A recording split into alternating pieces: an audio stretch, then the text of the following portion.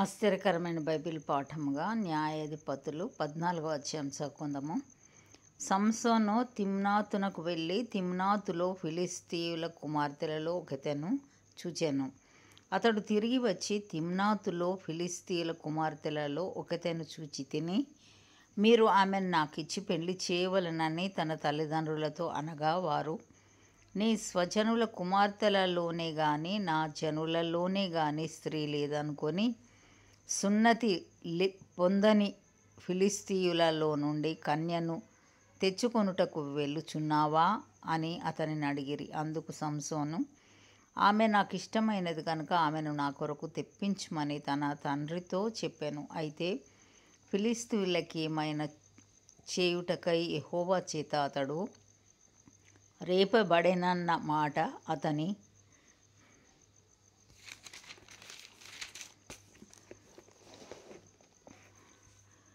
తల్లిదండ్రులు తెలుసుకొనలేదు. ఆ కాలమున ఫిలిష్తీయులు ఇశ్రాయేలీయులను ఏలుచుండిరి.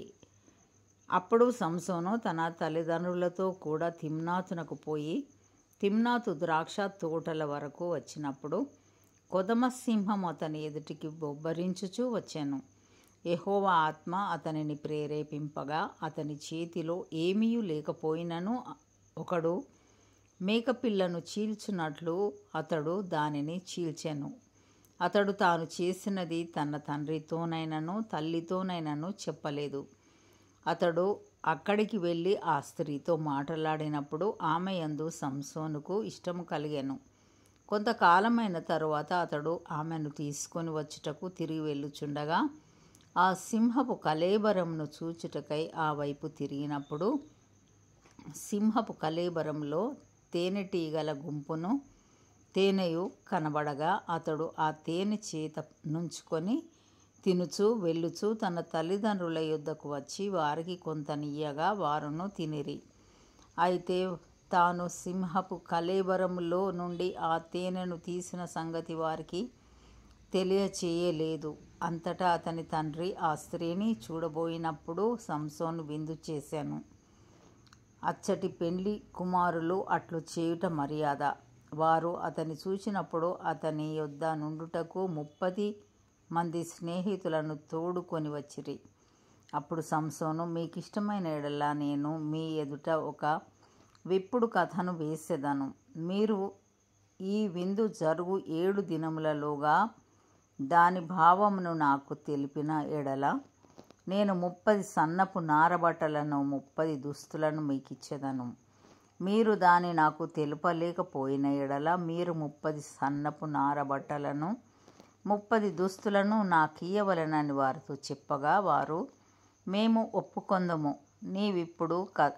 నీవిప్పుడు కథను వేయుమని అతనితో చెప్పిరి. కాగా అతడు, బలమైన దానిలో నుండి తీపి వచ్చెను, తినుదానిలో నుండి తిండి వచ్చెను అనెను. 3 దినములలోగా వారు ఆ విప్పుడు కథ భావమును చెప్పలేకపోయిరి.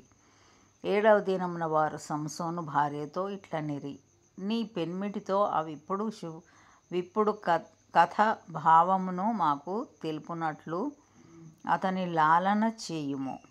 లేని ఎడల మేము అగ్ని వేసి నిన్ను నీ తండ్రి ఇంటి వారిని కాల్చి వేసెదము. మా ఆస్తిని స్వాధీనపరుచుకొనుటకే మమ్మను పిలిచితిరా అనిరి. కాబట్టి సంసోను భార్య అతని పాదముల యొద్ద పడి ఏడ్చుచు, నీవు నన్ను ద్వేషించితివి గాని ప్రేమింపలేదు.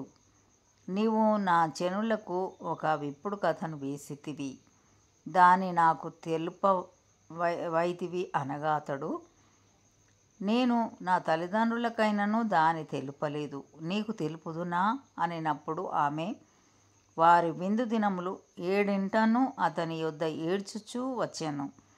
7వ దినమున ఆమె అతన్ని తొందర పెట్టినందున అతడు ఆమెకు దాని తెలియచేయగా ఆమె తన జనులకు ఆ విప్పుడు కథను తెలిపెను. 7వ దినమున సూర్యుడు అస్తమింపక మునుపు ఆ ఊరి వారు, తేనె కంటే తీపి అయినది ఏది, సింహం కంటే బలమైనదేది అని అతనితో అనగా అతడు, నా దూడతో దున్నకపోయిన ఎడల నా విప్పుడు కథ కథను విప్పలేక యుందురని వారితో చెప్పాను. యెహోవా ఆత్మ అతని మీదికి మరలా రాగా అతడు అష్కెలోనుకు పోయి వారిలో 30 మందిని చంపి వారి సొమ్మును దోచుకొని తన విప్పుడు కథ భావమును చెప్పిన వారికి బట్టలనిచ్చిన. అతడు కోపించి తన తండ్రి ఇంటికి వెళ్ళగా అతని భార్య అతడు స్నేహితునిగా భావించుకొనిన అతని చెలికానికి ఇయ్యబడెను. ఇంతటితో ఈ దినం కొరకైన బైబిల్ పాఠము సరే.